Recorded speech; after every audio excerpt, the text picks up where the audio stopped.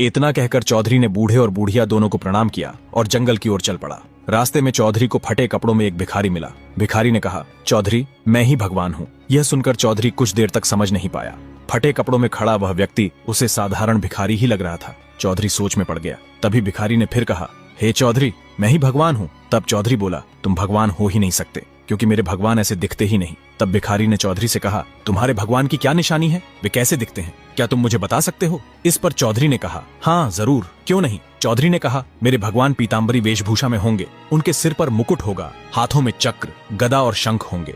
उनके शरीर से तेजस्वी किरणें निकलती होंगी और मस्तक के ऊपर सूर्य के समान दिव्य तेज झलकता होगा। वही मेरे भगवान है। तब भिखारी ने कहा, अच्छा, तो तुम्हारे भगवान ऐसे होते हैं? इतना कहकर चौधरी आगे की ओर बढ़ गया। जैसे ही उसने 10-15 कदम चलकर पीछे मुड़कर देखा तो वह भिखारी गायब था। चारों ओर दूर दूर तक उसे कोई दिखाई नहीं दिया।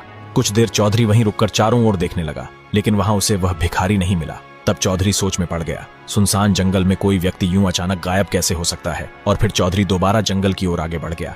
तभी चौधरी ने देखा कि उसके सामने स्वयं भगवान खड़े थे। उनके शरीर से तेजस्वी प्रकाश निकल रहा था। सिर पर मुकुट था, हाथों में चक्र, गदा और शंख सुशोभित थे और वे पीतांबरधारी दिव्य वेशभूषा में उसके सामने खड़े थे।